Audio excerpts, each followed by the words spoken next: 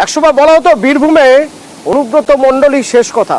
তো সেই অনুব্রত মণ্ডল 2 বছর পর যখন ফিরে এসেছেন, স্বাভাবিকভাবে বীরভূমের বিভিন্ন প্রান্ত থেকে তৃণমূল নেতা কর্মী সমর্থকরা তারা আসছেন, ভিড় করছেন, দেখা করতে চাইছেন, একবার চোখের দেখা দেখতে চাইছেন। কিন্তু না, সবার তো দেখা মিলছে না, সবাই তো দেখতে পাচ্ছেন না। যেমন মন্ত্রী চন্দ্রনাথ সিনহা, বিকাশ রায়চৌধুরী, তারা এখন বাড়ি ঢুকতে গেলেন।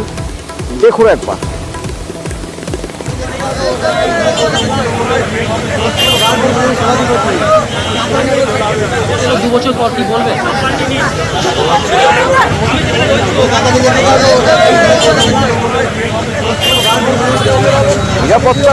নিরাপত্তার দায়িত্বে যারা রয়েছেন তারা হাত জোর করছেন, বলছেন যে না, দেখা করতে দেওয়া যাবে না। কিন্তু কেন অনেকেই তো দেখা করতে পারছেন। চন্দ্রনাথ সিনহা, বিকাশ রায়চৌধুরী কি দোষ করলেন? কেন দেখা করা যাবে না? ইন্দ্রজিৎ সরাসরি আমার সঙ্গে রয়েছেন, বলতে পারবেন ইন্দ্রজিৎ, কেন দেখা করার অনুমতি মিলল না?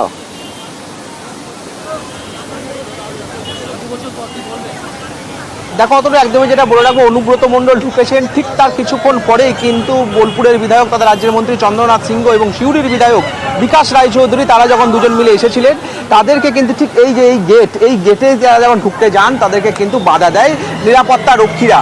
এবং সেই নিরাপত্তা রক্ষী কিন্তু আমরা ছবিতে সরাসরি দেখতে পাচ্ছি, তিনি কিন্তু তাকে যে হাত জোর করছেন যে না, আমি ঢুকতে দিতে পারবো না, জিজ্ঞাসা করে আসি। এবং জিজ্ঞাসা করে আসার পরও কিন্তু তাকে ঢুকতে দেওয়া হয়নি। এবং অর্থাৎ বোলপুরের বিধায়ক তথা রাজ্যের মন্ত্রী অর্থাৎ কারামন্ত্রী, তাকেও কিন্তু যেমন ঢুকতে দেওয়া হয়নি, তেমনই সিউড়ির বিধায়ক তাকেও কিন্তু ঢুকতে দেওয়া হয়নি। আমরা সূত্র মারফত যেটা জানতে পারছি, অনুব্রত মণ্ডল বাড়ি সূত্র মারফত যেটা জানতে পারছি, সুকন্যা মণ্ডল অর্থাৎ অনুব্রত মণ্ডলের মেয়ে সুকন্যা মণ্ডল এমনটাই জানিয়েছেন যে যারা নিরাপত্তা রক্ষীরা রয়েছে বসে, তাদেরকে যে তার বাবার পাশে 2 বছর ধরে যারা ছিল না, যারা দেখা করেনি, যারা একটা ফোন পর্যন্ত করেনি, যোগাযোগ পর্যন্ত করেনি, কোনোভাবে তিহারে যারা যোগাযোগ করেনি, তাদেরকে কোনোভাবেই এই বাড়ির মধ্যে প্রবেশ করতে দেওয়া যাবে না।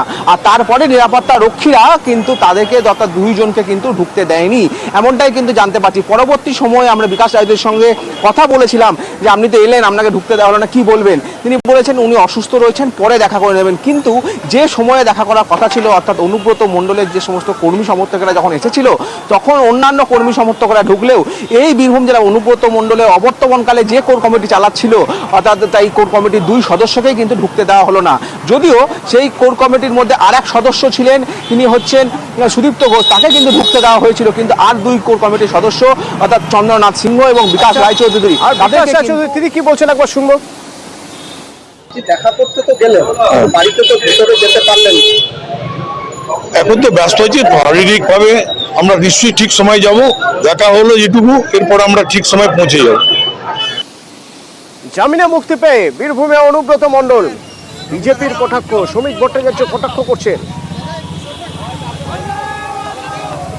কেউ যদি মনে করে থাকেন যে শুধুমাত্র একটা জামিনের মধ্যে দিয়ে তার বিরুদ্ধে যে অভিযোগ আছে, দুর্নীতি, প্রাতিষ্ঠানিক লুট, মানুষকে পিটিয়ে খুন, সমস্ত গণতান্ত্রিক ব্যবস্থাকে ধ্বংস, প্রতিবাদকে রক্তাক্ত ক্ষতবিক্ষত করে দেওয়া, এটা কিন্তু জনমনে প্রতিষ্ঠিত। তিনি বেরিয়েছেন, তিনি যাবেন, আসা যাওয়ার খেলা চলতে থাকবে। কিন্তু আর চড়াম ঢাক বাজবে না।